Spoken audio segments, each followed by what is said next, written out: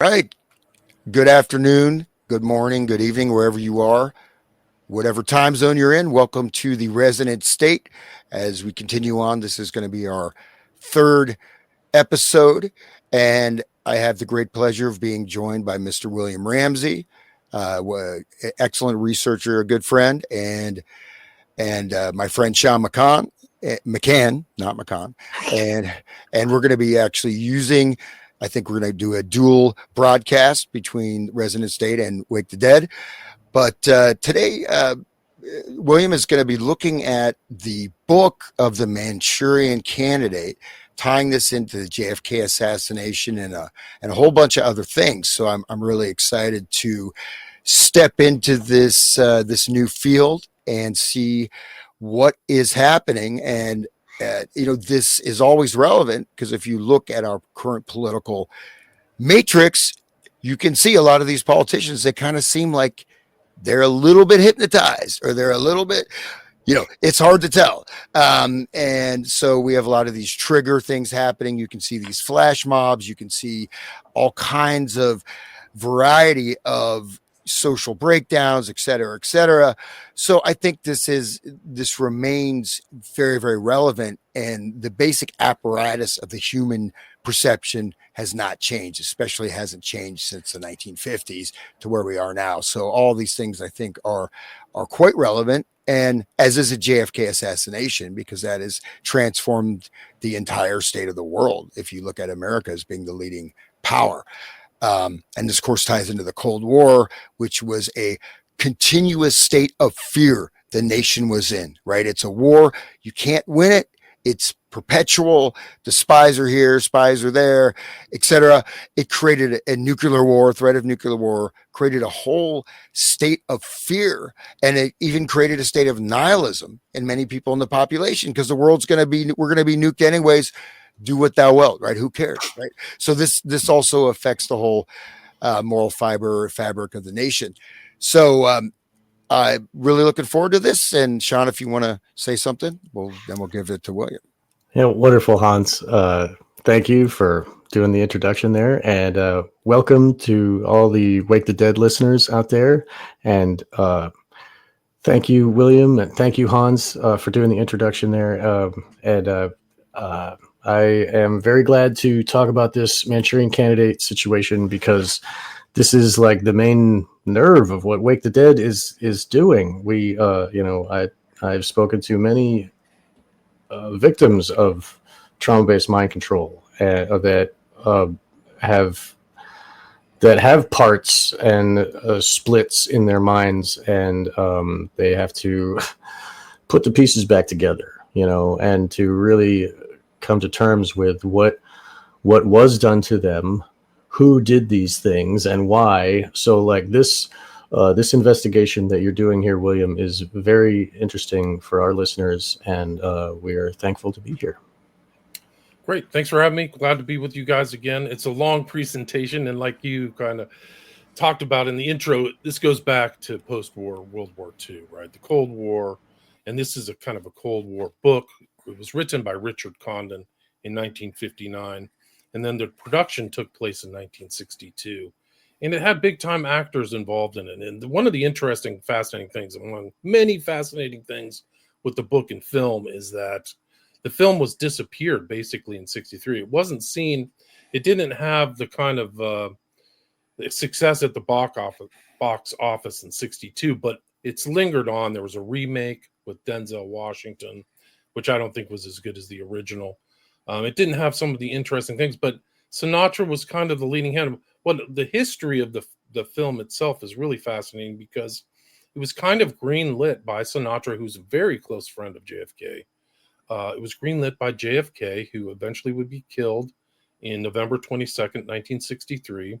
But it was greenlit by him in Hyannisport, right? This is like the Kennedy compound. They said that there was an exchange. It was by this woman, Kitty Kelly's biography of Sinatra. It's like they loved the book. And we know that JFK liked kind of, paperback books or Pulp Fiction or, James Bond type stuff, Ian Fleming. So this was something that was okay. the background of the book, like you said, takes place, it's Manchuria, right? So Manchuria is above Korea. The Korean War is 1950 to 1953. And the entire peninsula was basically bombed to smithereens. Like after it was done, there was like no building that was over 2 stories. And LeMay and all these characters from World War II who actually show up in the 60s are all involved in the Korean War too. So, and it's an environment, and all this is the nascent post-war things. Dulles, Ewan Cameron. We've talked about Salinger. These are all people involved in interrogating ex-Nazis. Some of them will be paper clipped, but they were very much involved in this kind of mind warfare, which eventually Dulles would come out with a talk called Brain Warfare, and then MK Ultra started in 53. So then that's kind of an easy way to look at this whole mind control sphere, is to say MK Ultra 53. There's a lot more going on. The operational side of MK Ultra is called MK Delta. So the investigation is MK Ultra, and then the operational side, what some people leave out. We're going to talk about the operational side today, or eventually we're going to get there. But this fiction, like I've titled this one, The Manchurian Candidate, From Fiction to Fact, is because Condon integrated so many things into this this book and then the film. And one of the close friends of Sinatra, who a lot of people may not know, who is a name kind of not as well known. I've done a show with Todd Wood of California. His name is William Joseph Bryan, excuse me. It's easy to mix it up with William Jennings Bryan, who's a known kind of early 20th century politician. But William Joseph Bryan was an advisor on this film, the film that came out in 62, and a close friend of Sinatra, and also a guy who used what can commonly be referred to as hypnosis on people. He actually had a center for hypnosis, which is on Sunset Boulevard in LA. And it was really, if you know where the Comedy Club is, it's kind of a famous place in LA. It literally was like 2 blocks away from that. So he would hypnotize people and had tons of subjects and had his own publication, believe it or not. But William Joseph Bryan was friends also. It's an incredible tale. You can't even believe where he is. He's friends with Melvin Belli, who's taking his classes, and F. Lee Bailey, who are both very well-known lawyers, who were also involved in JFK. If you remember, Melvin Belli would become Jack Ruby's attorney, which is very strange because he was a civil lawyer. He really wasn't usually specialized in civil or criminal stuff. So he kind of switched trends and became Ruby's attorney for some strange reason. He was also friends with William Joseph Bryan. Anyway, the book is fascinating in itself. It really talks about these main central characters who Frank Sinatra played. One is Bennett Marco, who was in military intelligence, right, in Vietnam. Lawrence Harvey, who passed away early, plays the Sergeant Shaw. Angela Lansbury, who's featured in Gaslight, which was one of her main first roles, and that's how the term gaslighting came into the public consciousness, is from that movie where the protagonist is playing with the head of the woman who's the thing and literally gaslighting her and lying to her constantly. That Janet Leigh, who came off of Psycho, if you remember the Psycho, she was famously in the shower. So these are like very well-known famous people. So at the time when it came out, but the book is really incredible. It has very deep kind of references, and it's very much darker than the film. It actually has stories of incest. The main character has a relationship with her father when she's young. So she's 10 and the dad would take her into the attic. Subtle references to a lot of mind control stuff. There's stories of, and if you talk to mind control survivors, carousels, attics, and things like that are things. And that's how by the way, Catcher in the Rye ends. Sorry, go ahead. May I, so carousels and attics, this is the structure of the internal structuring of the mind. I was just I was recording with Carrie Olahe last night, and we were talking further about triggers and gatekeeper altars, and the victims of SRA, trauma-based mind control, this Manchurian Candidate technique that we will get into, I'm sure, it creates like like an internal worlds that are like physical structures, and there's like a central channel where the alters can be brought to the control room to like take control of the body. So like the carousel represents like a group of alters that work together, that work like in a pattern, that a cyclical way, the way a carousel goes. And the attic, probably it relates to the control room. This I'll bet you these are like internal structures that they're talking about. Like it's a science, the way that they don't just torture for the heck of it. They torture for a purpose, to create a robot, and a robot slave that does what it's told. And we'll see in the book of Manchurian Candidate, that's what he is. Like Red Queen, blah, and she triggers him with triggers, and then the specific alters that were called forth by that trigger, they travel up the central channel into the control room, and they take control of the body. So like these terms might mean a lot more than you may think. When like carousel just sounds like, oh, that's what kids ride, like, but it could mean a whole lot more. Yeah, just if you don't want, a few points here is that, yeah, one thing to note actually is that the triggered assassin or triggered information courier, you have people talking about this in the 1930s, Gordon Allport, stuff like that. So this idea of somebody, they get a trigger, they shift into a different personality. They can convey information or documents, or they will, assassinate someone and not know. So this was discussed, even, around, I think going back to the Tavistock, and then the real basis of this goes back to the Hashishans, the Sabbateans, right? And Sabbateans mentioned in the intro to the book, by the way, the Condon's book, he mentions. Wow, really? Yeah. And so that's really important, because that was the sort of the initial, at least in really on the global geopolitical stage of, and in a certain way, nothing is true, everything is permitted. Right. Everything is permitted. Do what thou wilt, right? Same shit. Yeah, and the thing is, that he's actually one of the early mind controllers, but we can go into that. Yeah, right. So, and one other point too is that you see also with the media how certain actors will show up in certain roles. So they're creating this in sort of the collective consciousness of the entertainment consumers. You have character from Gaslight, right, which is a very seminal film. Really, obviously, we used to use the term now, but she plays obviously a very different role here. But then that's connected, and then of course the lady from Psycho, right? And things. So you have these parallels, and so this creates sort of resonance through the actors themselves, right? Especially the word psycho, like psycho, right? It's about the mind going nuts, and the dude who did the stabbing, he had a split personality, which had the perpetrator alter, like he had internalized the abuser of his mother, and he, like, the alter is his mother abusing him in his own mind. Like that's exactly what is happening with SRA victims, with trauma-based mind control victims. Yeah, traumatic mind control. Right? They internalize mind control, sorry.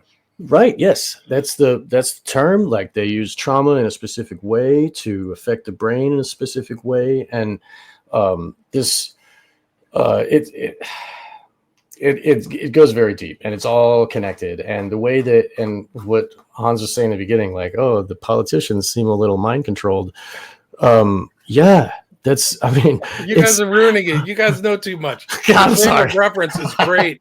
And it's also the frame of reference that you have is reflected in this book. Like it's off the charts. So I have this intro, which is like a piece that was written about, it was written about the movie. And it talks about two different things, because this is about spies and stuff. So it's Chinese. It's the idea that Lewinsky was actually a Mossad agent and sent in to have sex with Bill. And then somebody, George Stephanopoulos, who's very close to the family, a total Democratic operative, writes here in his book, he says, when Nixon needed to think, he picked up a legal pad and wrote outlines. Reagan composed letters. Clinton played solitaire. And solitaire is this key thing. You guys just mentioned these triggers. It's a key element of the book and film, is this cards and symbolism and the motif flows everything together. but Bill Clinton had solitaires. You got to watch this video of Bill Clinton. You may have seen it already. Is it the one where there's commercials running and he's getting his hair? Like, yes, exactly. He's just blank. This is how we're starting it off, because this is you want great. to talk about whether you think your politician could be mind controlled. Watch this. Where's it playing? And like he's also controlled through like sexual blackmail and all that. Like it's all that. Of course, he's an SRA victim. She's having sex with him all the time. There's a piece in the. She is Alice, and he's like whatever. Sorry, yeah. There's a piece in the. You know why the left or Clintons hated Kavanaugh is because he really wrote the Starr Report, and if you read the footnotes of the Starr Report, you realize how much these guys how much she's having sex with Bill, and she was just one of the paramours, right? But she's licking Bill Clinton's butthole in the White House. It's in there, anal oral. And so it was too graphic. They actually put that in writing. Man. So, okay. So you were saying... sorry, can you turn up the volume? Just to say, like, this clip, of course, people may have seen it. I know there are people just listening. But the first thing is when you see him getting the makeup done, he's just like, he's like in a trance. He's like dead. He's like a dummy. He's like a mannequin. Right? Yeah, they call that park mode. Like when you park a car. That's like the SRA victims were like, yeah, I was in park mode, where the handler says, sit down, shut up, wait. And then like everything is off and you just wait for the next trigger to turn on again. It's crazy. So, okay, wait. So, but it's in the context of this film, which is about political assassinations, right? So this is like a fictional film, but then the 60s are full of political assassinations, real world, factual. But we'll see how this concepts that are in this fiction lead into our real world history. But can you turn the volume up, William, on that? I don't think that I have volume on this one. Okay. It says there's volume, but yeah, the clip. Let me go. Thank you, Hans, for saying that for the people that are just listening. He's like a blank slate, fully blank, and they're like quaffing him like he's a mannequin. They're just getting his hair and putting the makeup on. I mean, his eyes are dead. Like. So, but that's proof. Like, of course, they're going to have a Manchurian candidate as the president. Like, it's a total robot that can be controlled by unseen forces, right? Like. And his ascent and rise is very strange. Like, oh yeah, and he was Arsenio Hall, the freaking play the saxophone. He was the governor of Arkansas before he was 30. Iran Contra. That. Mina, Arkansas, death all over the place. Those kids on the train tracks, like Georgetown. Like I just did a show about Georgetown. Like was like had these MK Ultra doctors there. Like around the time Bill's there.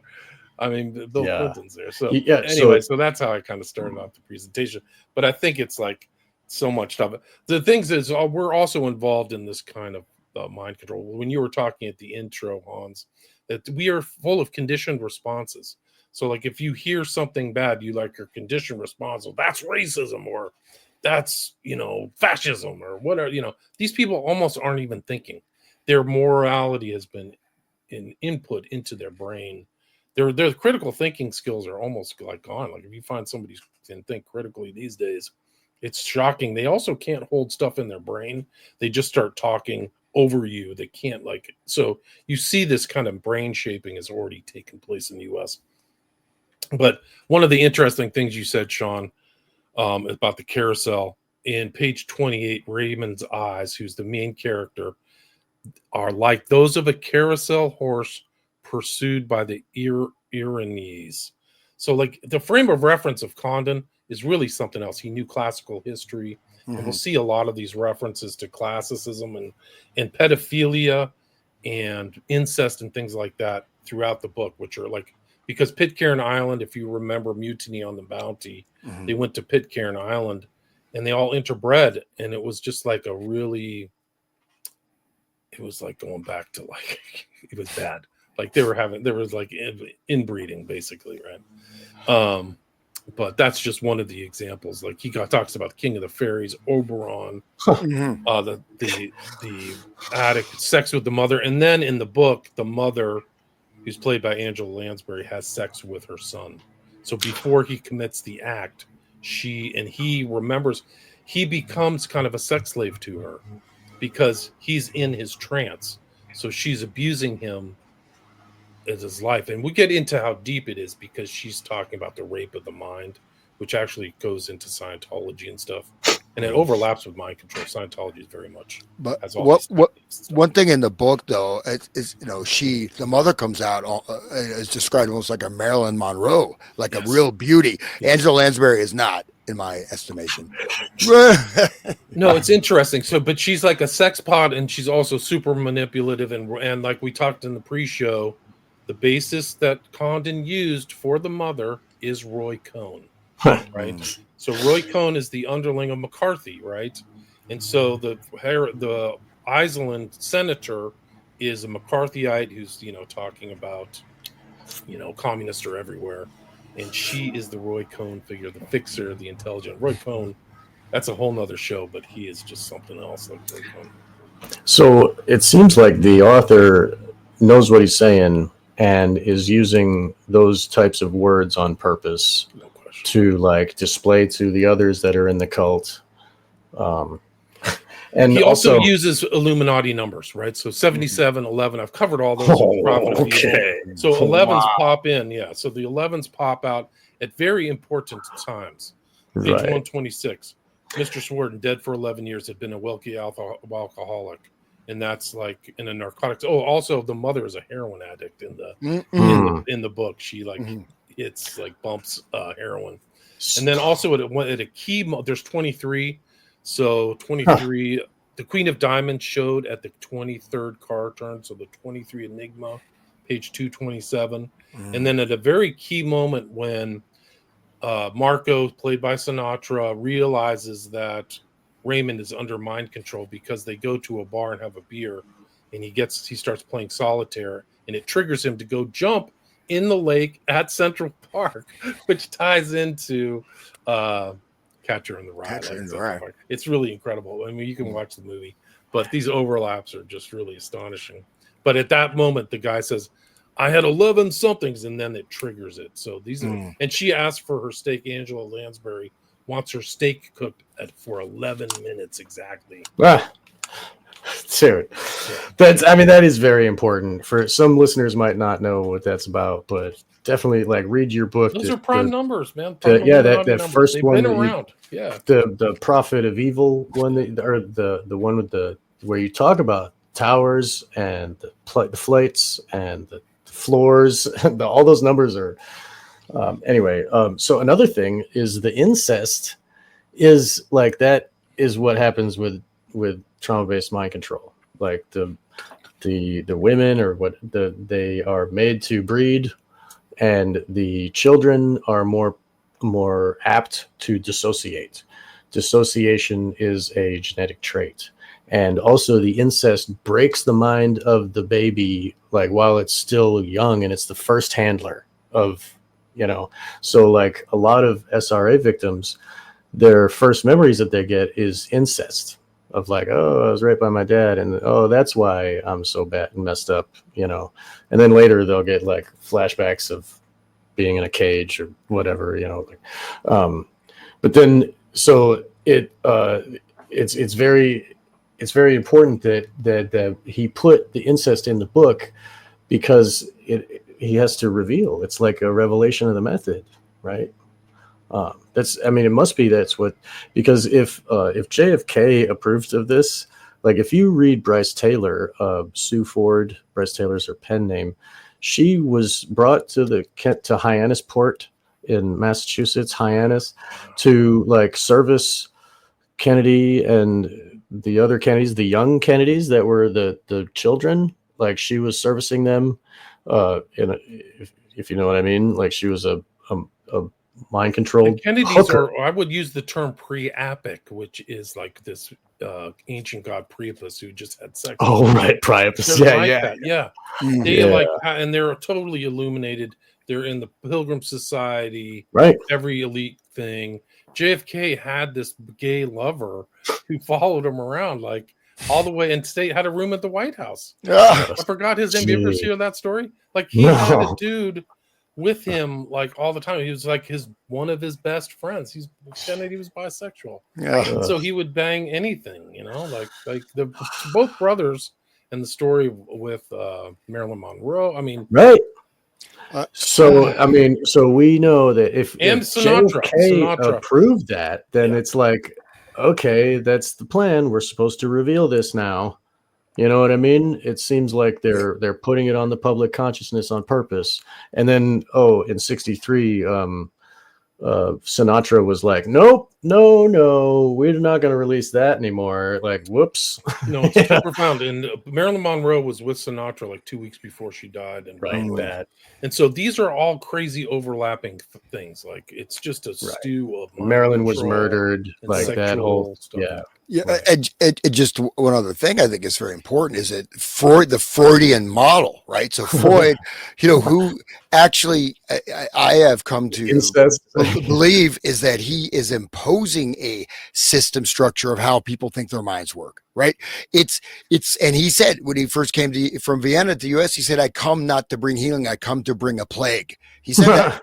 Wow. But yeah, but that whole thing, of course, the Oedipus complex, first Oedipus is not even about incest, it's about fate, and it's about this and that, right? He didn't know it was his mom, whatever, at Oedipus. But this was so much projected in the 1950s. It was the peak of psychotherapy. Everybody, 50s and 60s, everybody had a therapist. Everybody was going into this. So they were reading Kinsey.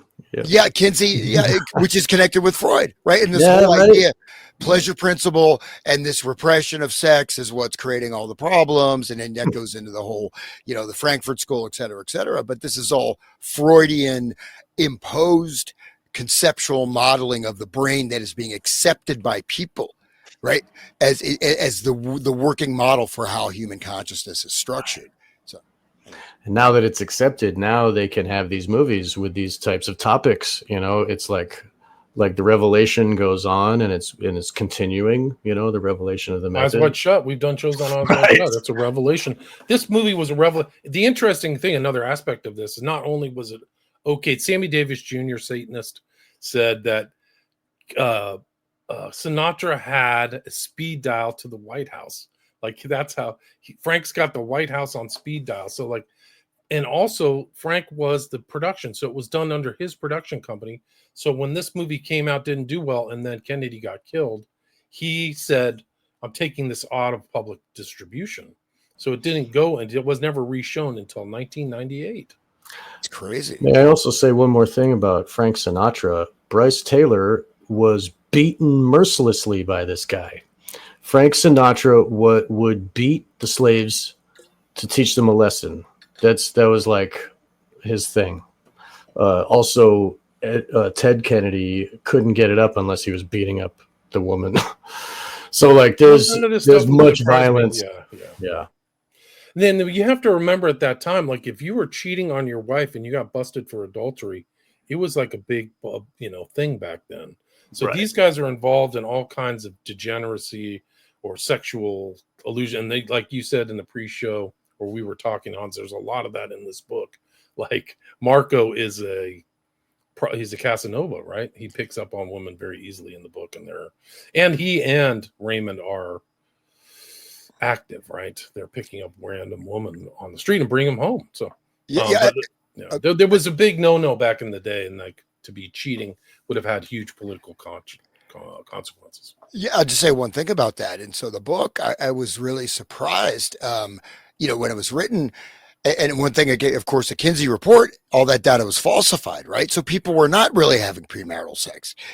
America was not like this, but in the book, I mean, they're literally having threesomes, foursomes every night. They're picking up women. It's just normal. Raymond is in bed with two women, wakes up and the women, they come up and it's like, oh, I just have sex. You know what I mean? It's like, and that. Well, they're probably program multiples too.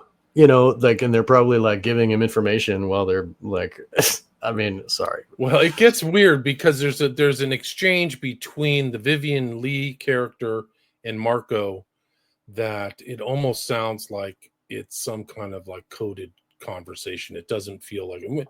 We can watch part of it in the movie, but I mean, you can take apart this film for literally 10 hours because the effect and everything, and how smart Condon was. The literary and classical allusions are replete in this whole thing, and this knowledge of what was going on in the 50s. This kind of behavioral psychology stuff is really heavily in this and the film, and the blurring and the imagery and stuff like that. And this concept you mentioned, Sean, handler, the concept of a handler is key to understanding this film. Raymond and his mom, his relationship with his mother, Eleanor, and then the handlers of like these patsies, and it gets eerie. The overlap is just stark. It's really obvious that most of these guys are handled. Like Oswald's not independent at all. Anyway, so right. That's why Jack Ruby's lawyer was pulled out of his normal lane of lawyering to go fix this situation. That, you know what I mean? Because he was a cult member, and they're like, "Hey, dude." Friends with William Joseph Bryan. He was, right, and all those guys. What's really interesting, you talk about this kind of sexual thing. William Joseph Bryan, Belli, and Bailey, who started his own skin mag, were all Casanova. Well, they're like Priapic. They're all Casanovas. Like tons. Belli was a notorious womanizer. Like, and so was William Joseph Bryan, the advisor, and friends with Sinatra, another known womanizer. Like he had sex with many people as possible, but we don't know if they're using kind of techniques of William Joseph Bryan, who said the best thing that I do with my patients is have sexual congress with them. So he got busted for having sexual relation, and it's in the California state records. He got busted for having sex with 4 of his patients, and then got busted for trying to bribe a 5th. So, and he died very young. William Joseph Bryan is really an incredible character, but just his association with this film, it's crazy. Yeah, no wonder he's part of this production. It's not surprising that Sinatra brought him on board. Remember, Sinatra is the driving force. He's the producer and the main actor. So this is a vehicle for him that he got the okay from JFK, who had this guy, UA's president, United Artists, while Arthur Krim was a major Democratic fundraiser and Kennedy loyalist. So once you get that green light, it went. And it has to be seen in the context, this film, in my opinion, 7 Days in May, that Kennedy advised and had all these guys on, which was another vehicle for Douglas, Michael Douglas, is that right? And Kennedy went to Hyannisport so Douglas and 7 Days in May could film on the White House. So these guys are engaging in culture creation. Like, this isn't some kind of film that came out of a vacuum. This came right from the top, right at the head, where Kennedy's fighting with all these military heads. 7 Days in May is about a military overthrow of the country. He fired that one guy who liked to bang dudes in bathrooms, who Lee Harvey Oswald supposedly took a shot at.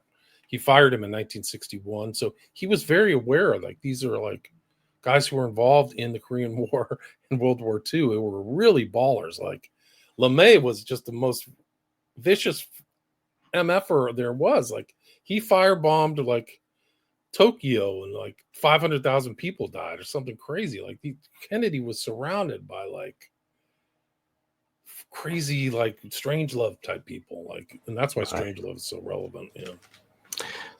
Could you mind going back to that previous slide, William? So this is an interesting film poster, right? It's just because this is like, that, of course, that subliminal seduction, right? This stuff was coming out about subliminal advertising. This in itself is a very odd poster, right? Because there's a text red, you got the red and black, and it's a very weird type of text, right? It's very odd. I don't have time to analyze it, but if you come in 5 minutes after this picture begins, you won't know what it's all about. That's in red. Then when you've seen it all, you'll swear there's never been anything like it. And then the red, white, and blue, and these weird, pencil drawings, red, white, and blue, of the, Queen of Hearts. I don't know if you have any thoughts on the poster. I just find it very, very weird. Can I please, the line, so like the top of the poster is white, the bottom of the poster is black. Okay. So, and there's this line of separation. That's like the liminal line of above is conscious and below is subconscious. And in the blackness of the subconscious, we see the Queen of Diamonds that's the represents the mind control. That is the trigger, and that the Queen of Diamonds is stamped and owns that subconscious mind and the will and the drive of, the conscious front personality is, just the face. Right? I think that's what that's all about. And almost implying that this picture will do some type of mind control to the audience. Oh yeah. yeah. It's so crazy. This is just incredible stuff, man. What they put into this film, and they took it off for 25 years, guys. A quarter century, nobody saw this. These are some of the book covers. This is Richard Condon himself. He went on to write Preetzi's Honor. If you've seen that movie, that was kind of he had a very successful writing career. He started late, but he's a remarkable guy. Kind of lost to history. One of those guys that shouldn't be. This is another book slide. Queen, you see the shattered. Yeah. Yes, the shattered self, those multiple personalities, right? Sorry. So it's there. No, I mean, it's all there. Yeah. He talks about the intros and all the stuff. Hypnosis is mentioned in there. So like you can see that in this thing. Raymond's, and this is kind of one of the 11 references that I found. This is a key sequence, like I mentioned earlier, when Raymond plays solitaire at the bar. Those are 11 in the background. It's a package deal, and for 11 long years I got this grump tied around my neck, and believe me, it's no bargain. You've got no idea. And then Raymond gets up and goes. But this is an interesting thing. This is from the intro, written by Condon in 1991. There was a popular notion, undoubtedly self-protective, that no one could be persuaded under hypnosis to do anything which was inherently abhorrent to him. Reams of research proved this to be untrue. Countless murders have been committed while under continuing hypnotism of patriotism, religion, exclusionary societies, self-righteousness, and tribal innuendo. Brainwashing as a fictional device has been accepted by readers of the Manchurian Candidate because they knew it was a true condition willingly arrived at. So, yeah, look at statism, right? Sorry, but the idea of being abhorrent to him. Which hymn? If they make many more hymns inside and they program one of the hymns to be a Satanist, which loves to drink blood or whatever it does, like they're that's one of the things with these multiples. The personalities have no idea that the others exist, and the front personality will be a nice Christian that does things and loves neighbors, and but inside there's a cult loyal personality which does whatever and thinks that evil is good, and these are switched, and who knows which hymn, what I mean. The Christian front altar, it might be abhorrent to kill this person on a stage with a rifle, but to the other personality inside, which was called up by the Queen of Diamonds, or it's perfectly normal to shoot this person who's on stage with a rifle in front of everybody. So that William Joseph Bryant, the consultant to this film, has stated in public and recorded interviews that with the right amount of drugs, hypnosis, and torture, anybody can be broken and told to do. So they figured it out, and that was the whole MK Ultra thing, is to learn these techniques, and then make them operational, which is MK Delta. And just what's interesting, the two previous paragraphs of this introduction. So you have this. I'll just parse this real quick. So it can be said that the essence of patriotism, as it has been used by those who attempt to manipulate us, is to be found within the three symptoms of paranoia, which aptly describe the rise, decline, and fall of the West. Retrospective falsification is also the basis of all storytelling. The essence of fantasy, which is what fiction is, derives from it. The delusion of persecution creates the conflict which is necessary between good and evil, without which all stories would collapse. Paranoia, therefore, is the natural condition of all novelists, whose purpose, after all, is to mirror their society. Paranoia, in these fantasy terms, is the natural addiction of all readers. There is nothing abnormal about it. A story is a story is a story. It is a form of therapeutic paranoia. We are able to think in further categories so that the light which is required for such explanations will illuminate the deeper shadows of our lives. Quite interesting, right? Quite interesting. So you could see how deep a thinker Condon was too, right? Like he's writing pretty in complex. He started late. I think he didn't write his first book till he was after 40. So I think that's interesting. But yeah, it's remarkable. It's the delusion of persecution creates the conflict, and like I'm imagining about like the most favored nation and all of their evil that they're doing, and they're like, but we're victims, guys, like I see that, and we allow it as a society. We just, oh yeah, it's just, well, they're victims, it's in the Bible, so we are all like, maintained under mind control. But anyway, sorry. But so here's the thing: paranoia. If you what he's saying, I will fundamentally, hopefully, disagree with. I hope it's not true, but saying that basically everyone's natural condition is to be paranoid, but he's also saying good and evil is a delusion, right? But you live in this state of paranoia, and the novelists are in a state of paranoia because they mirror society. So in a state of paranoia, you no longer have autonomy. You are in a state of projective identification. And so basically this state of paranoia, though, is the state of the priming of the larger scale population for hypnotic suggestion, mind control, right? So, right. The trauma-based mind control is based on fear and anticipation of the more trauma that's coming, so that paranoia that's what fuels the drive of the victims. Like, I better do what they say or else I'm going to get myrtleized again or whatever, Right.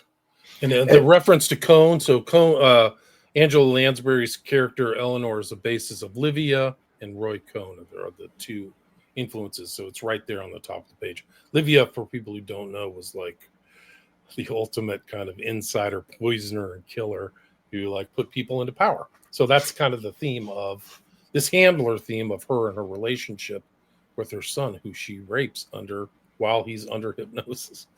It's pretty dark. So anyway. That's how it's done, sadly. Speaking of really dark, I wanted to say that it's Manchurian. Kind of like there was all that stuff happening in Abu Ghraib. Over there, they do that stuff over there, not here in our little land. And so that, it's the enemy that's doing it. But really, who's running China? Before, like, we had Kissinger, like, opened up China and all this. But what, like, they, even Korea, and they are doing the black ops and the mind control stuff over there because that's where it's legal, in quotes.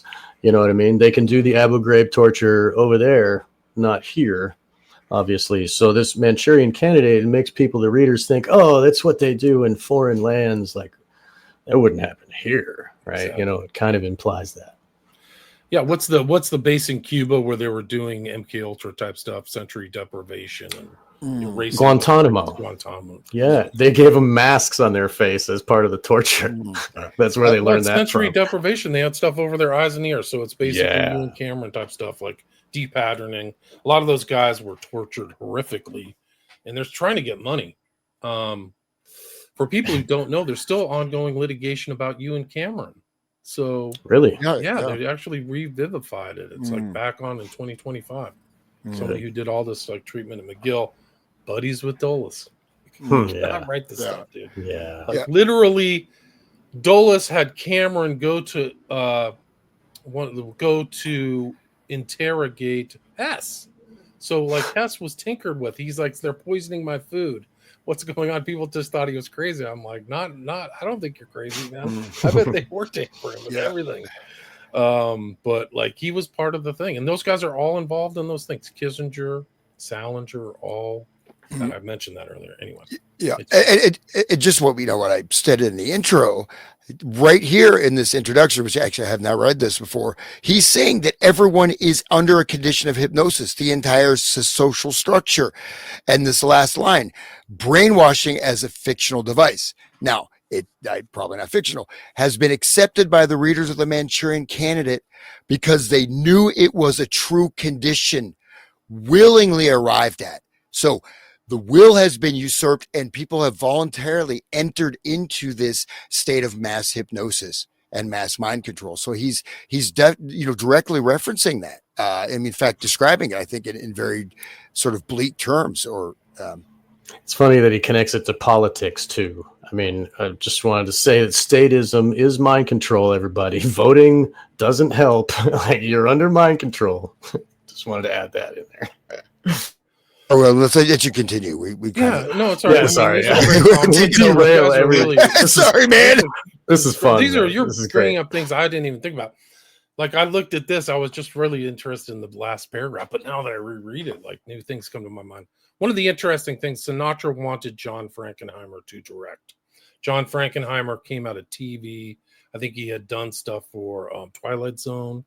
And then Frankenheimer then directs 7 Days in May. So there's a direct connection between him as kind of a left wing, and we'll see this in RFK's death, which happened in 1968, which ties into this film, which is really incredible. So here's another reference to the 11s. You know, I want my steak to be braised for exactly 11 minutes, says Eleanor, the Angela Lansbury character.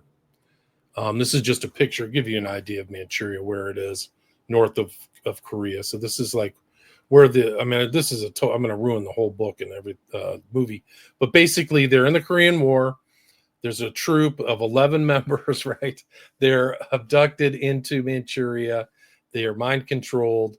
And then Raymond gets this Medal of Honor, with there are only 77 medals of honor, more illuminated numbers given out. The Medal of Honor, so becomes a war hero, and they're going to elevate him. But then he's going to be handed off to his American handler. You don't know who his American handler is. So he comes from the communist world, communist bloc, to America, to his handler. Turns out his handler is his mother. So this whole handler thing is very important. He's handled by another guy who's a doctor named Yen Lo, who also comes to the United States, to New York City of all places, and revivifies his conditioning, right? So there's some kind of alter or some other personality that Yen Lo is triggering. And it's very sophisticated. Actually, the references, I'm going to show the video. We can go through the video because I think it's one of the most brilliant sequences ever filmed, which is the sequence of the 11-member troop in Manchuria. They think they're at some kind of gardening thing. They're smoking yak dung or yak manure, thinking they're smoking cigarettes. But these guys conditioning them, and they're going to condition to forget.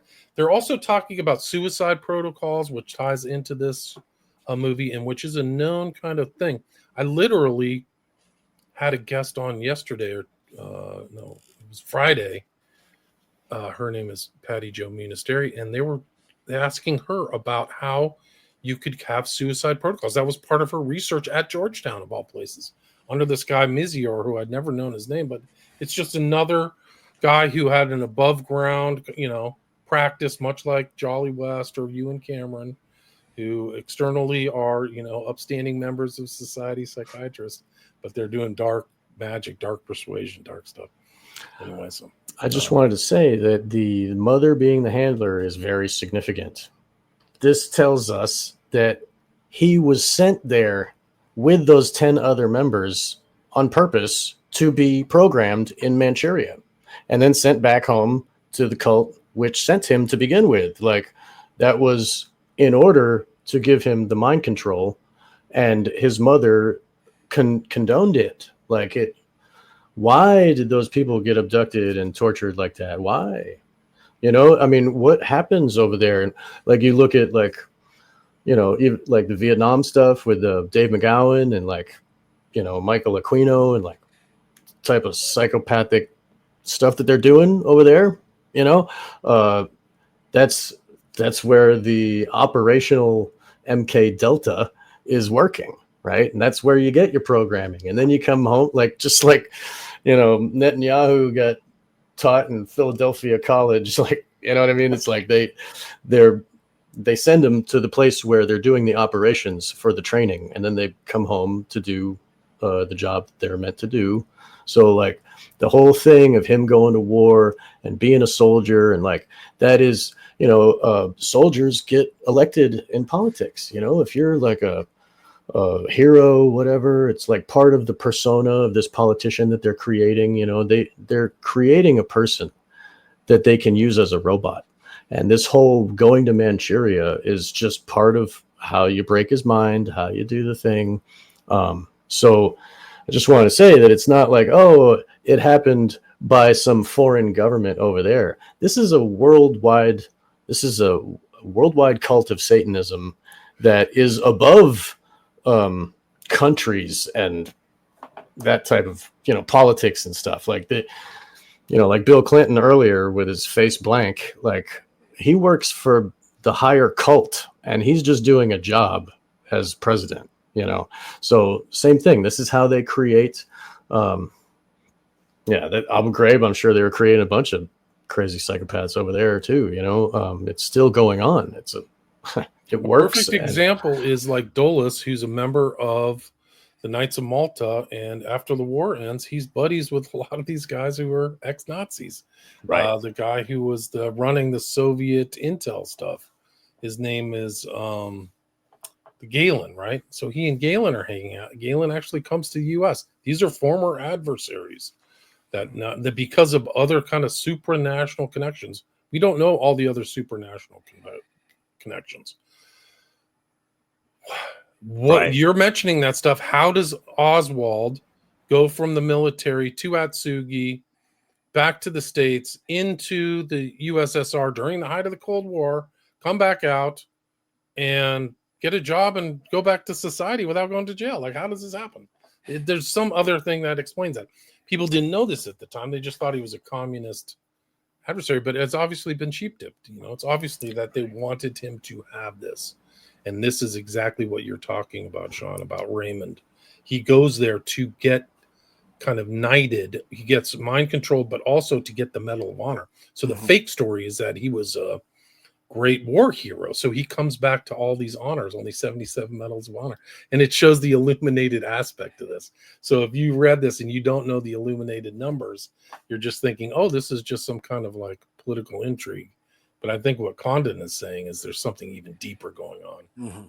And you have to be kind of member of the cult to know. The Illuminati or whatever you want to call it. Right. The book was written for the cult, not for us. It just happens to be a good book for us too and make money. But really, it's about them. And, just like all the Super Bowl. Well, the profane will never see the internal kind of secret. Right, exactly. Right. Bill Clinton's teacher, Quigley, can write tragedy and hope, and like they don't worry about the truth getting out there because nobody reads anymore. I think Quigley said he was like on board with it. Like he wasn't a critic. He was like, this is what they did. And he thought it would help the world. Like he says it's great. I mean, he wrote it as lauding all these. As a hope. International finance. I mean, but he revealed, of course, the book though was censored. So certain chapters were taken out. You have to get the original edition. So that some of the information was removed. Right. Yeah. They destroyed the plates and then they reprinted it. Yeah. Right.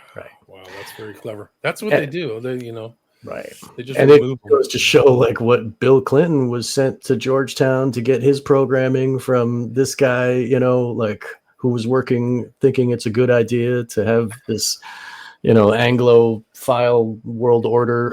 You know what I mean? Like, right. He became a Knight of the Round Table, a circle or whatever. Yeah. He was part of the, what is it? Rhodes. He became a Rhodes Scholar. And he had to lead. The word on the street is that he was raping women, and that's why he had to leave England. Because he's a serial abuser. But he had that kind of priapic quality to himself. He was always doing this stuff. Like and then you look at Gentlemen Prefer Blondes, that Marilyn Monroe programming movie where she's in love with this walrus-looking guy who owns diamond mines in South Africa, who's going to give her a diamond tiara, and that's she'll give him sex. Like all the diamonds are forever. That like the whole thing of like Rhodes and the Anglophile world order, like it's sick when you get down to it. And it's all Marilyn Monroe too. Like all of this is continuing on into these Hollywood people. Sorry. No, but this is important because Bill Clinton he's knighted or whatever. He's crowned to be a future politician, a president, and he's the head. He's there. What's going on at Georgetown? We know there's 2 MK Ultra doctors there, Mizior and Geschichter. Mhm. They literally set up a new wing to their hospital that they were going to use as a safe house to recruit other doctors into the program. So it was like a multi-level marketing thing there with their own little wing. Like who else are they Run by the training? Jesuits too, right? Right. Like a secret society within a secret society within a secret society. Yeah, just like Rhodes said, rings within rings, right? Just like, yeah, okay. No, That's but power right there. That's the truth. fact, right? So we're talking about fiction in Condon's movie and Sinatra's Manchurian Candidate. But these facts, these are the same things. What's happening to Raymond and his handling is got to be happening to other things and other people. Like I think that probably Obama has handled somehow. Oh yeah. Yeah, and Obama, what's interesting is Obama is so mysterious, right? Nobody knows him from college. Nobody. Except for the crackheads who he sucked their dick. No, but I mean, sorry, nobody. He is a complete cipher, right? He is complete. Yes. But he worked. He was in like Afghan Pakistan border when he was in his 20s. Was super high level. The CIA cutout company. I forget the name of it, but connected with BCI. Now that comes to my mind, wasn't it Obama or Clinton who got sent to Russia and then some mysterious Russian trip? Like he somehow got behind the Iron Curtain in like 84. Did you ever hear that story? Like I think something weird like Oswald or like Raymond Shaw. But yeah, no, nobody saw him. And in law school, he went to Harvard Law School and he became the editor-in-chief without doing any work. So, without even being there. He got this very prestigious position, and nobody thinks that he's done really any real heavy lifting for it. Like, where's his papers and stuff like that? Well, he probably all the heavy lifting was behind closed doors. Like this, he was doing that. Yeah, no, he's a relative gravy work. It's gross, dude. They have them in the wings, dude. They've got him. I mean, we can talk about boys' country or man's country in Chicago. He's definitely a member of man's country. But yeah, so I mean, you see this kind of handling thing it's real. Sinatra was in a movie before the Manchurian Candidate where they killed the president, shoot the president. So it's an interesting kind of thing with a rifle as he's driving in a motorcade. So he's in this, and then Oswald does it. Supposedly does it in 63. Yeah. Holy shit! I'm gonna get that movie. Thank you. Suddenly, he's a what does it say? Savage, sensation, hungry killer. That's them. That's psychopaths. They want sensations. They want to drink the blood and rape and do all that. They don't care. It's all for me, And then Sterling Hayden's in this with him, who's Jack Ripper or whatever. Ripper, the nut job, a guy who starts Strangelove. So, yeah, that actor's amazing. So, I mean, this is such a heady era. It's really incredible. The movies and actors. It just had this film poster with that yellow background, but you see that blue, sort of off blue color, and then you've got him as sort of the essence of subconscious, whatever, right? And then that's right there, parallel in line with the Oscar statue in the same color, so that, anyway, it's quite interesting, right? I'm sure that's not accidental, but it really is, because it's just Sinatra's mob. They didn't know how deep his mob connections were until kind of like the mid 60s, but he was always mobbed up. Right. And very close. His parents were in the mob, or mob adjacent. This is the intro to Manchurian Candidate. The motif again, the Queen of Diamonds, very important. And they explain why the Queen of Diamonds is important. They want the Queen of Diamonds because Raymond has a terrible relationship with his mother, right? He doesn't like his mother or his stepdad. And his real dad's dead. But I think the implication is that he's actually it's like Chinatown, because Eleanor's dad is the father of Raymond, right? So like when she's bangs Raymond at the end, she's having sex with her dad again. That makes sense. I mean, it's really dark. I think aren't the playing cards relating to tarot cards? And originally, yeah. Right. So like the Queen of Diamonds is like, I mean, is that the the like there's the priestess and the high priestess, and then there's there's different level, and each suit has like Prince, Queen, whatever. I think it might relate to a tarot card. That might be why they're doing that, because the occult people they'll instantly recognize. So the Queen of Diamonds is played. Let's see, I'm trying to think. This is the kind of thing. The nation jealously guards its highest award for valor. It starts off with Raymond Shaw coming out. Congressional Medal of Honor in the Korean War with 5,720,000 personnel engaged. Only 77 men were so honored. One of these 77 men was Staff Sergeant Raymond Shaw. So this is his whole sheep dip. He's been sheep dipped as a hero 77 times. They said one of these 77 men. Yeah. 77 is Oz.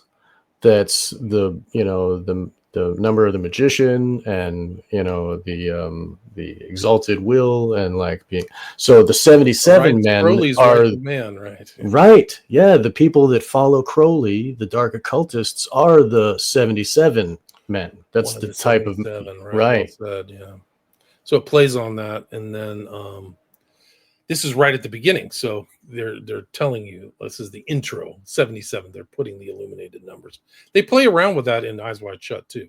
There's that 7/7 sequence where Cruz is talking to Kidman with the kid, and he's like, 7? And she goes, yeah, 7. Remember? Right. I'm sure. Right. So it starts off Marco Shaw plagued by the same recurring dream at what time is that on the clock? 3:11, right? Oh, yeah. Number.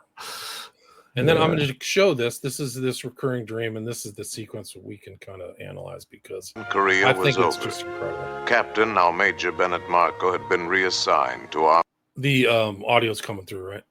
Yes. intelligence in Washington. It was, by and large, a pleasant assignment, except for one thing. Night after night, the Major was plagued by the same reoccurring nightmare.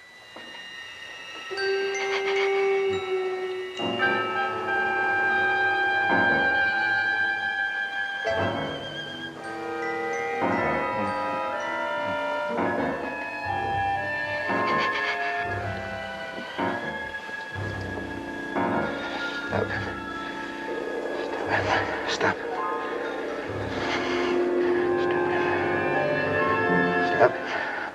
Another modern discovery, which we owe to the hydrangea, concerns the influence of air drainage upon plant climate. Many years ago, when I was traveling about the country, I noticed magnificent hydrangeas on the hills, where the air drainage was perfect, and very poor specimens, or perhaps none at all, in the valleys. Formerly, we used to consider sheltered valleys. This is a pretty clever full 360-degree pan, right? So this is good stuff. More favorable to plants than hilltops. But the avoidance of late spring and early autumn frost enjoyed by sites with good air drainage, where the cold air can drain safely away to lower levels, gives the hills a decided advantage. Thus it was the hydrangeas that gave the first pointer in another modern discovery of horticultural importance. From this, it might appear that the hydrangea is a fairly simple plant, but there are more complications. The cultivation of hydrangeas was evolved from a number of varieties originally found in Japan, not all of which, of course, have the same characteristics. 2 of them do not share the quality of producing blue flowers in mineral-rich soils.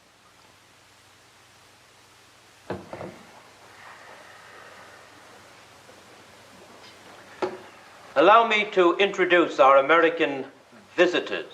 I must ask you to forgive their somewhat lackadaisical manners, but I have conditioned them, or brainwashed them, which I understand is the new American word, to believe that they are waiting out a storm in the lobby of a small hotel in New Jersey, where a meeting of the Ladies' Garden Club is in progress. You will notice that I have told them they may smoke. I've allowed my people to have a little fun in the selection of bizarre tobacco substitutes. Are you enjoying your cigarette, Ed? Yes, ma'am. Yak dung. Yeah, so they're smoking yak manure. Oh, taste That's Stalin and Mao Zedong in the background. good, like a cigarette should. Now then, comrades. May I present the famous Raymond Shaw? Young man, you've flown 8,000 miles to this dreary spot. Just like you said, Sean. So they flew him 8,000 miles to this dreary spot. Manchuria to see. Raymond, pull your chair over here by me, please. I am sure you've all heard the old wives' tale that no hypnotized subject may be forced to do that which is repellent to his moral nature, whatever that may be. Nonsense, of course. Oh, you note-takers might set down a reminder to consult Brenman's paper, Experiments in the Hypnotic Production of Antisocial and Self-Injurious Behavior, or Wells' 1941 paper, which was titled, I believe, Experiments in the Hypnotic Production of Crime. Or, of course, Andrew Salter's remarkable book, Conditioned Reflex Therapy, to name only 3. So just to repeat that, it's very important because it's showing the thinking that's gone in behind this kind of hypnosis. He even doesn't try, he avoids the word. He actually says brainwashing, as they call it now, you know. So these are just labels to Yen Lo, which I think is very clever. It shows some depth and knowledge. But he says these 3 papers, and there's tons of papers out there. Hypnosis, you can go actually right now to the World Institute of Hypnosis website and just see that it's all over the world with just paper after paper after paper. So have you looked up these are actual references that they're giving? No, but I think this is actually a direct, what Yen Lo just said right there is I found this right in Condon's book. Yeah. So it's a direct quote. Now there's a lot of direct quotes from Condon's book in the screenplay, which I think the guy's name is Axel Rod, who made it for the screen, like wrote it for the screen. But I do think it's important because I think Yen Lo's showing the high level, like he's a doctor. He's talking about the high level thinking about doing things that are repellent to your nature, and that there's papers on this. And there are papers on this. And like I said earlier, William Joseph Bryan said he could get anybody to do anything with the right amount of torture, drugs, and hypnosis. And you notice how he laughs at morality. I mean, he kind of makes a joke about it, whatever that is, you know, where it's subjective for each person, but also kind of they're satanic. You know, they don't have.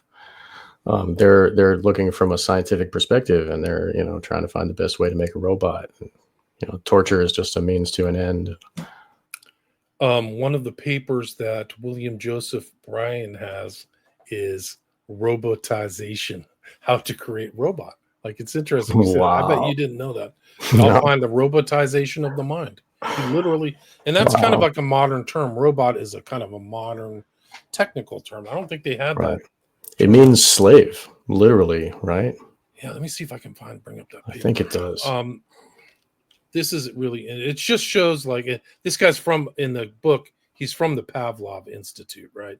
So Pavlov is very famous for his controls on automated responses in dogs, right? Salivation if they hear a bell, which is why they put a bell in schools.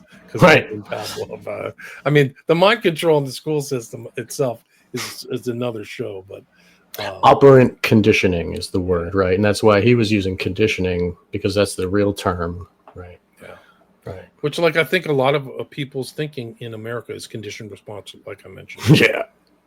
And it comes through the television. Absolutely. We're under hypnosis of some sort, or some kind of mind control for sure. If it offends you that only the West is working to manufacture more crime and better criminals. So he says here, very important, or if it offends you that only the West is working to manufacture more crime or better criminals against the modern churches. So they think the West is creating them, but then he mentions like 2 Slavic guys working on the same type of thing, how to create violence and self-destruction. So they mentioned the self-destruction programming, which comes into play at the very end of Manchurian Candidate, when Raymond Shaw kills himself. Against the modern shortages, I suggest Krasnogorsky's primary violence motivation, or Surov's, the unilateral suggestion to self-destruction. Primary violence motivation, or Surov's, the unilateral suggestion to self-destruction. My dear Yen, as you grow older, you grow more long-winded. Can't we get to the point? Has the man ever killed anyone? Or has he not? I apologize, my dear Dmitri. I keep forgetting that you're a young country and your attention span is limited. Tell me, Raymond, have you ever killed anyone? No, ma'am. Not even in combat? In combat? Yes, ma'am, I think so. Of course you have, Raymond. Raymond has been a crack shot since childhood. Marvelous outlet for his aggressions.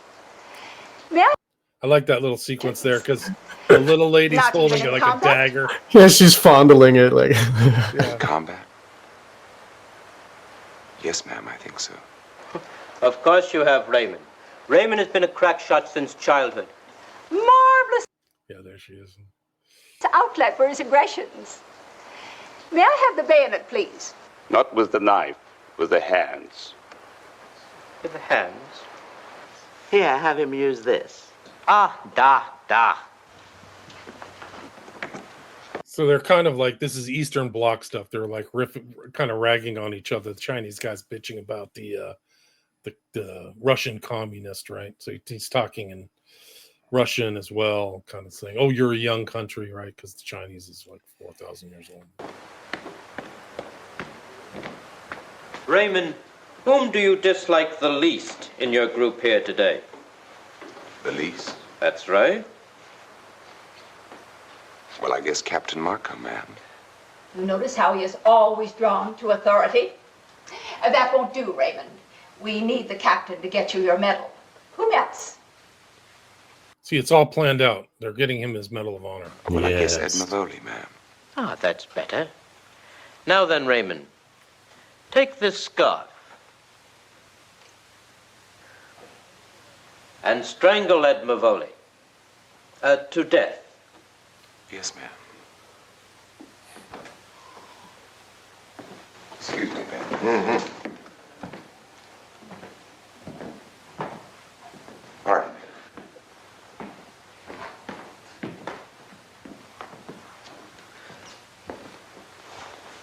Hey, Sarge, cut it up. What? Quiet, Ed, please.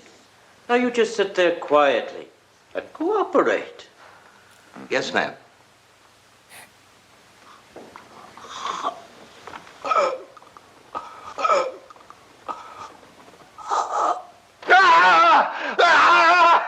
Major. We'll flash back to these sequences too here in a sec, but it is interesting because if you talk to some of these victims who've been tampered with, their memories, they don't differentiate between dreams and reality as well as other people. Right. So that break between the reality and sleep dreams is blurred more in these people, and that's one of the things you'll find out. Like, And the memories that are held down in the altars that aren't allowed to come up in normal waking hours can bubble out in the dream. So please, Hans. Yeah. And one thing, there was a lot of research that was done from 60s and 70s about how television, even watching television for an hour, will put you into this sort of dream state of consciousness that can last for 2 weeks. So television literally induces a hypnotic, persistent hypnotic trance where you're in this state where you can't, you start to lose that differentiation between dream and reality, right? So that's literally from television, oh, there you go. Okay. Well, that's William Joseph Bryan, who I keep mentioning. Okay. Literally says, physician finds CVMI form of hypnotism. So. Well, you are tuned in, Hans. You really know what's going. That's great. Yeah. Okay. These are later. I mean, we're gonna have to do like 6 hours on this because that'd be great. We're 1 hour 15 minutes. So wait, right after he wakes up, Have any other? right there. Yeah. Everybody look. If people looking should see the open negative space of the table is a trapezoid. And these guys are the power elite. Well, I mean, they're the military intelligence. The owners are the ones that are doing the Delta, MK Delta. But this trapezoid is, if you all remember from 2001, the beginning of 2001 with the apes, when they are touching the monolith and communing with the satanic force, they are looking up, and that the monolith turns into a trapezoid, this exact shape right here. So that is like a very photographic element that shows us the satanic force. There they sit. It's almost like it's a pyramid too, with like a ball at the top and some Yes, this perspective too, right? So that's Tanit. Tanit is the goddess of Phoenicia, the one that they would burn the babies to in the Moloch fires. So you got the upward pointed triangle, and it's crossed off at the top, like with the the pyramid that's missing the capstone or whatever, and then above that is the circle, and so that's Tanit. And it's all so all right. I'm gonna stop. This isn't by mistake. This is all like the people have thought about this. This is for real. And the Eye of Providence. Just one more thing: the Eye of Providence, right, the Eye of Providence above above the pyramid, right?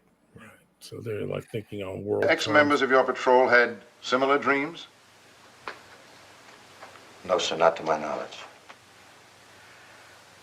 Doesn't it strike anyone as curious that Lavoli was one of the two men lost in the action? Yet every night in my dream, he's the one that Raymond... I'm sorry, gentlemen. Now, look, Major Marco, since you first brought this recurring dream of yours to our attention, Raymond Shaw, his life, his background, his habits, his friends and associates have been under scrupulous examination. Now, the facts speak for themselves. His stepfather is a United States Senator. His mother is head of 15 different patriotic organizations. Raymond Shaw himself is employed as confidential assistant to Holborn Gaines, the most respected political journalist in America. Now, it's inconceivable, Major, that anything... Marco, Major, as the consulting psychiatrist present, I'd be most interested in hearing your personal feelings about Shaw. Raymond Shaw is the kindest, bravest, warmest, most wonderful human being I've ever known in my life. I see. And this opinion, Major, was it generally held? His fellow soldiers, did they feel the same way toward him? The men loved him, sir. Why shouldn't they? He saved their lives. But it would seem obvious to me. Major Marco was suffering a delayed reaction to 18 months of continuous combat in Korea. I would strongly recommend that the matter of Raymond Shaw be dropped here and now. That Major Marco be temporarily reassigned to less strenuous, and if I may say so, less sensitive duties. I think a few months detached service to, well, perhaps the Public Relations Corps should put the Major right back in the pink. Mr. Secretary! Mr. Secretary! So this is his father-in-law, the senator, who's based on McCarthy, and then again, Lansbury's Roy Cohn, right? Or Eleanor. Can you explain the proposed cut in budget? Since, sir, you have asked a simple-minded question, I will give you an equally simple-minded answer. Since no great naval power menaces the free world today, the Navy's overwhelming preponderance of surface ships seems to be superfluous. Hence the cut in budget. Major, My time is important. How much longer are we going to go on with this nonsense? Yes, sir. If there are no further questions for the Secretary, I think that'll about wrap things up. Mr. Secretary, I have a question, sir. Who are you, sir? I am United States Senator John Yerkes Iceland, and I have a question so serious that the safety of our nation may well depend on your answer. Who? No evasions, Mr. Secretary, no evasions, if you please, sir. Evasions? What the hell are you talking about? What kind of foolishness is this? Mr. Secretary, I'm kind of new at this job, but I don't think it's good public relations to talk that way to a United States Senator, even if he is an idiot. I am United States Senator John Yerkes Iceland, and I have here a list of the names of 207 persons who are known by the Secretary of Defense as being members of the Communist Party. What? Who are still, nevertheless, if you working in and shaping the policy of the Defense Department. Senator who? I demand an answer, Mr. Secretary. There will be no covering up, sir. What? No covering up. You were not going to get your hands How did you on get in this here in the list. first place? And I Major, deeply throw that regret lunatic out of here.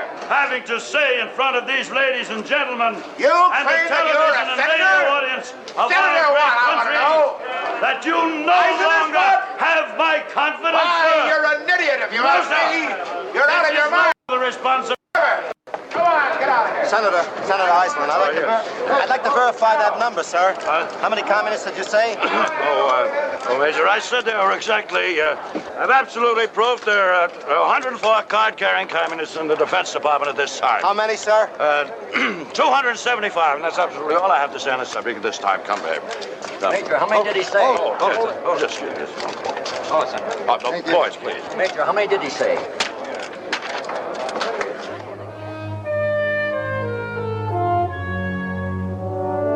It's kind of important because there's another little NLP, neuro-linguistic programming thing that shows Eleanor knows that later in the show, which I'll show you in the slides, where she kind of programs him to remember the exact number. So that's like a little kind of subtle element that we'll see later.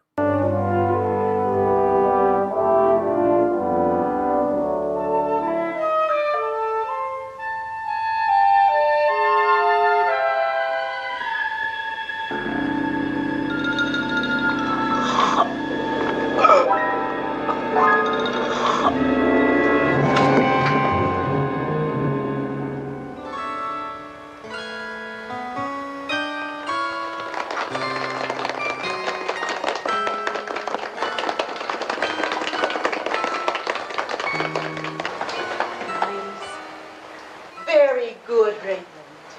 Thank you, ma'am. Captain Marco? Yes, ma'am. On your feet, Captain, please. Sorry, ma'am. Captain.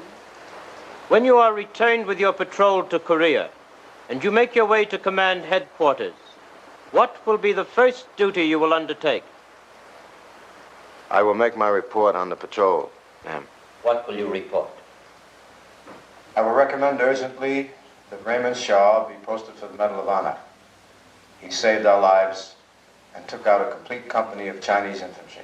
A complete company? What the hell is this? We can spare an imaginary company of infantry for his particular plan, Mikhail Mikhailovich. All right. If we are out to humiliate our brave Chinese ally in the newspapers of the world, we might as well make it a full battalion. We don't object, comrade. I assure you of that. However, comrade, we thank you for thinking of the matter in that light. If we may proceed with the demonstration. Raymond. Who is that little fellow sitting next to the captain? That's Bobby Lembeck. Our mascot, I guess you'd call him. Doesn't look old enough to be in your army. I guess he isn't, but there he is, ma'am. Captain Marco, will you be good enough to lend Raymond your pistol, please? Yes, ma'am.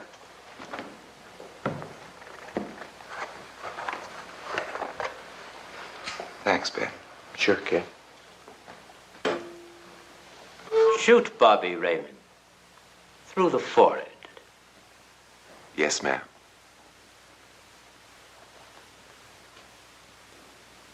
He's basically shooting the audience, right? So he's pointing the gun at the audience.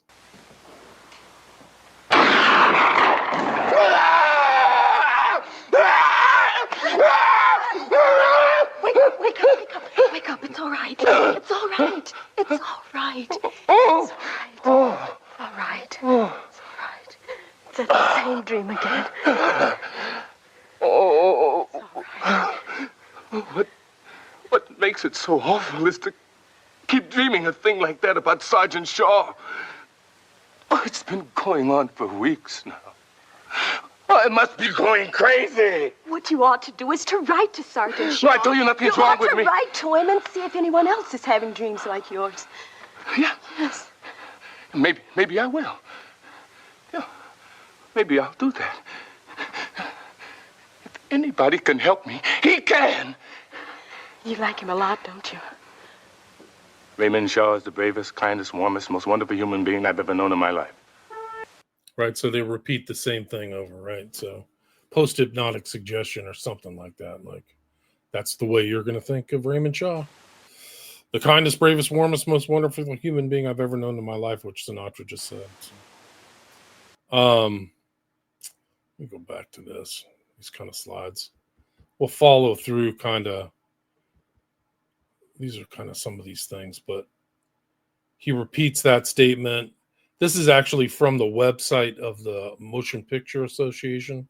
This is a background thing of Raymond Shaw, aka Lawrence Harvey. This is a back slide. And he also gets enticed into doing this stuff by somebody giving him a call.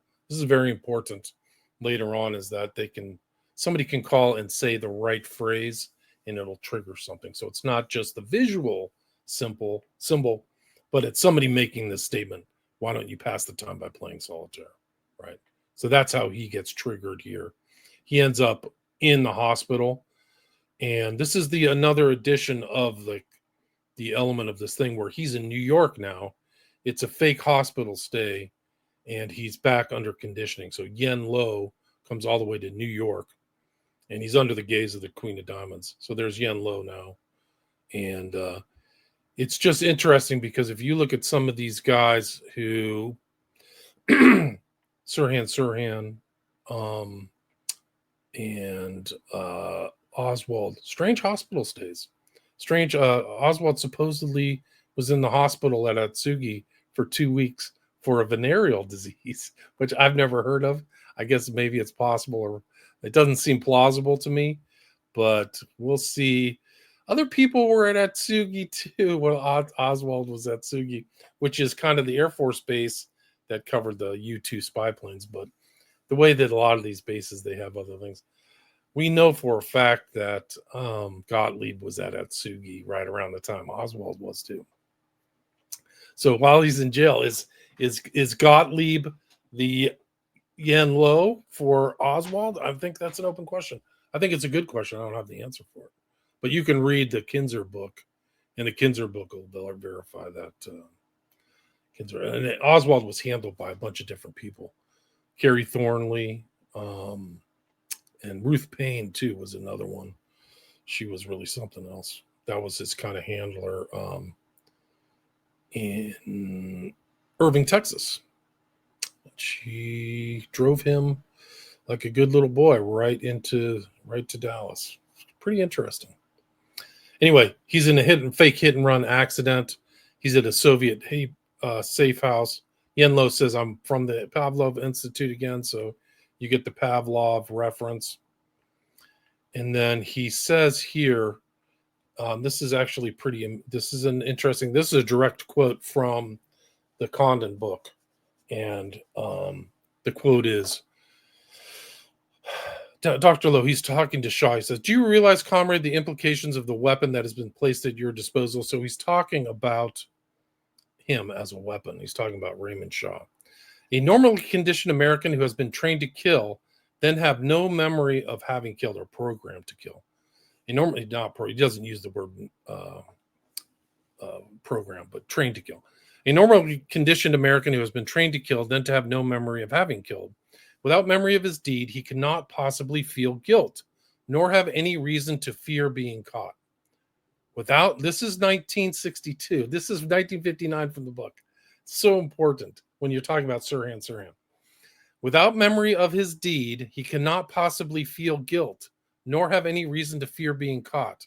And having been relieved of those uniquely American symptoms, fear and guilt, he cannot possibly give himself away. Raymond will remain an outwardly normal, productive, sober, and respected member of the community, or I should say, if properly used, entirely police-proof. His brain has not only been washed, as they say, it has also been dry cleaned. Ha ha ha. So he literally says, I can pull the video up. But it's also interrogation proof because they can't remember that, so they can torture him all they want, and those alters won't come out unless they show him a Queen of Diamonds, and then they'll spill the beans. So it's another way of like keeping all that information. Like that's a huge part about the trauma-based mind control, and the trauma causes amnesia. And so that is the major function of this. And there's like amnesia walls between the parts of the alters. So this is the trauma is necessary, and seeing the violence of their friends being shot in the head is what fuels the mind control, because like people that have been raised in that type of conditioning, they are like they grow up to follow orders, because inside of their minds they're not going to get raped anymore as an adult, but when they were kids they got these memories of like total abuse, and that memory is locked away until the front personality does something wrong, and then it abuses itself in its head, like, so it keeps the front personality in line with that trauma. So they're waking up from this horror, but that's what's hidden inside, which fuels the mind control. If they didn't have that horrific trauma, then it wouldn't stick in their heads like it does. I mean, it's just wanted to bring that up as before we go, as an important piece of it. It's interesting that how much Condon knew and how much was put into this film. Like, this is knowledge. This is Sirhan. He has no recollection of the event. He sat there when he acted like he didn't do anything. He was handled by a girl in the polka dot dress. This is all not almost every person who's written about the JFK. I've talked to two people people who talked about the RFK killing. I've had two people on my show to discuss their books, Lisa Pease and Tim Tate, who also did Conspiracy of Silence.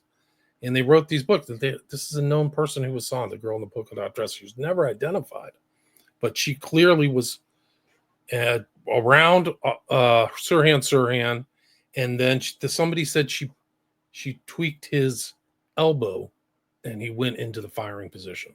The kill shot for RFK came from behind his head.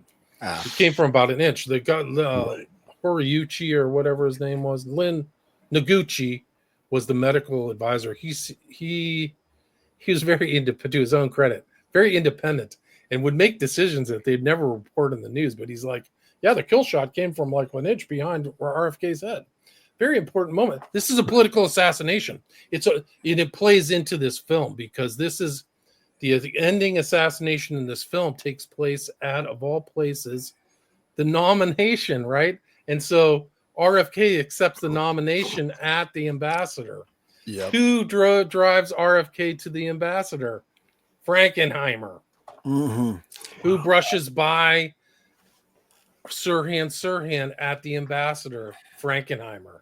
Who asks after the shooting, this is from Ed Sanders' book. So Ed Sanders, who wrote about Manson and stuff like that. We're a great researcher. He's like, Frankenheimer asked the question after RFK. He was deeply disturbed because RFK was using Frankenheimer's house as kind of a safe house while he was campaigning in California. And Sirhan's moving around. He's in Northern California. When Bobby goes to Northern California, he's weirdly getting put into place, just like Raymond Shaw's getting put into place. He's moving from Manchurian.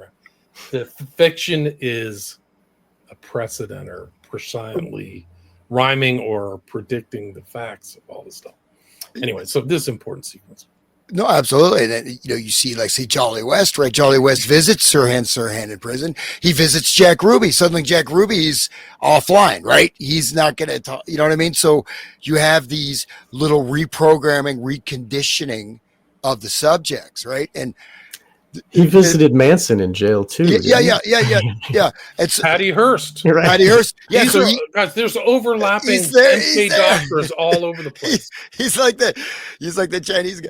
But then also, one of the things about this conditioning, I mean, I do feel it's much more advanced than just simple operant conditioning, right? That this is the most basic form of conditioning. It's a self-conditioning, it's stimulus response. There's more layers, but basically what they're doing, they're creating a self-enclosed system.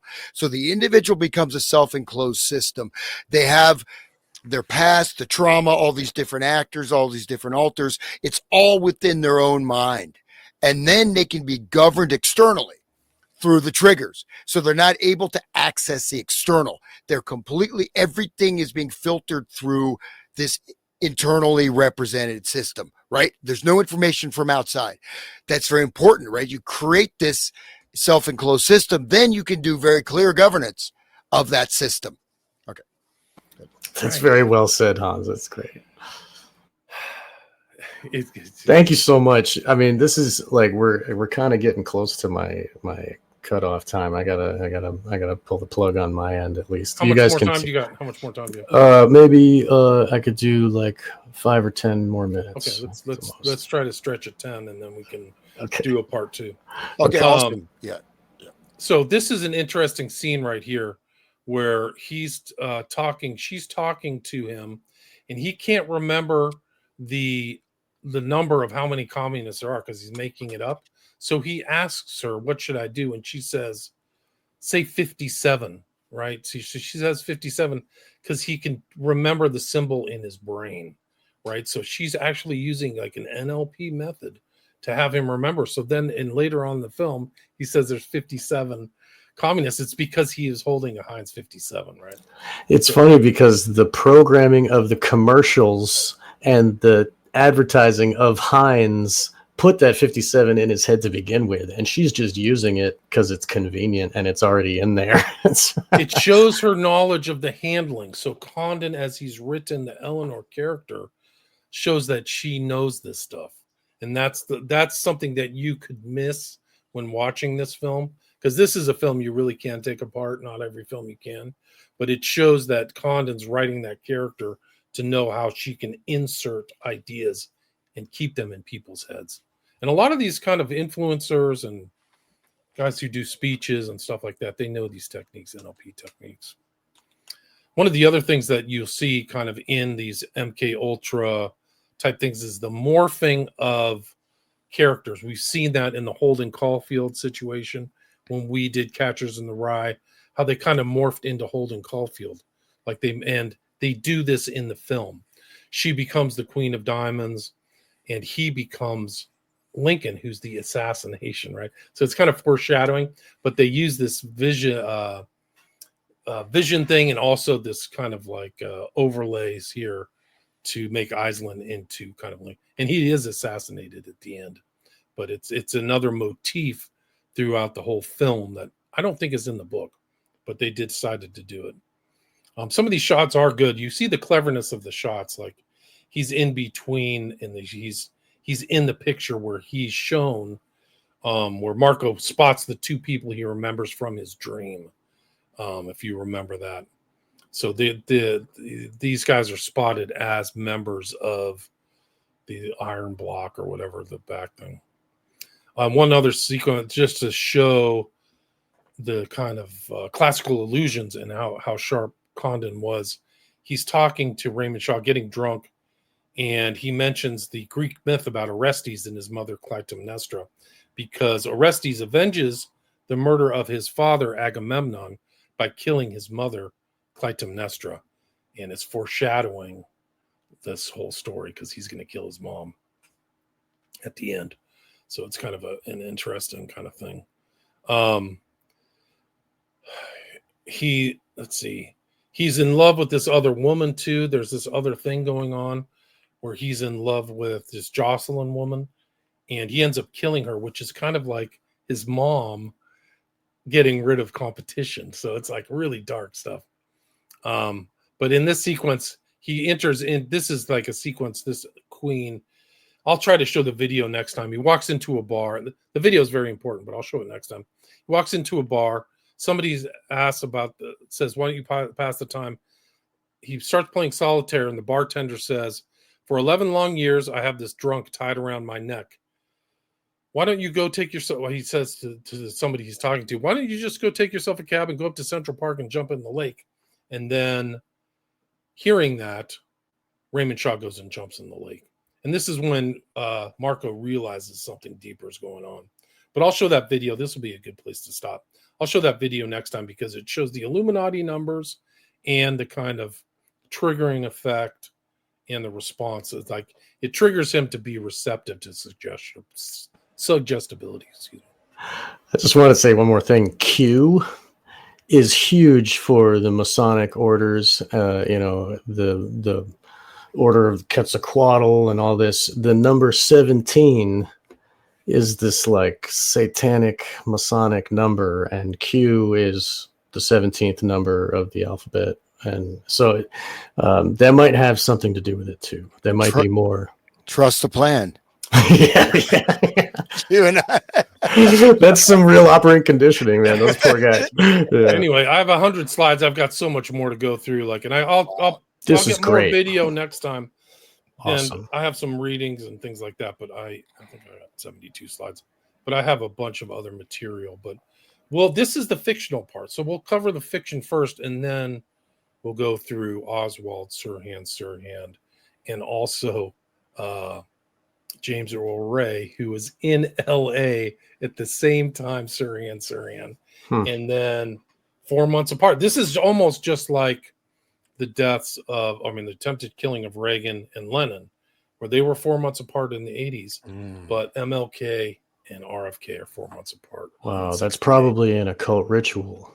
Like the 4 months is probably like the way that they have span of time in the year where the when certain energies are happening with the planets, and that might have to do with occult.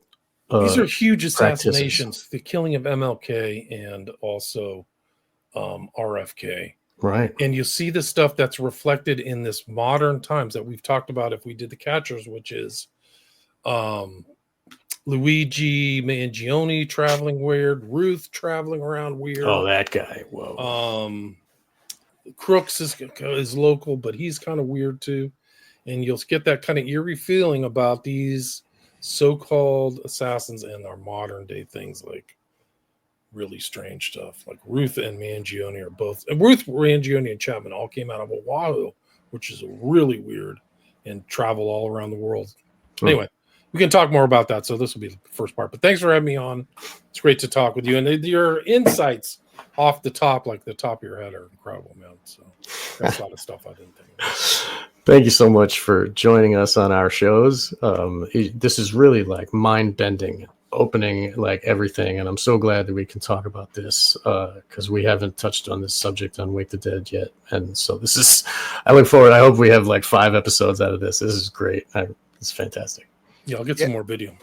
Yeah, thank you, William. It's just excellent research, and one of those things everyone thinks the movie, and like the book, I was inspired to read the book because you're doing it.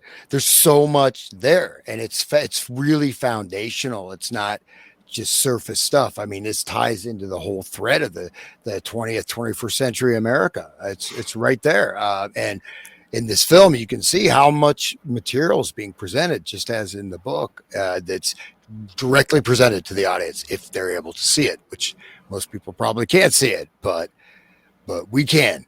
But yeah, so in thanks. The Resonant State with when you're awake and not dead. You That's perfect. I love talking with both of you guys. You're great friends, and I'm so glad to be talking and to have this connection with you both. And thank you, listeners, for joining us. Thank you. All right. I'm ending the stream.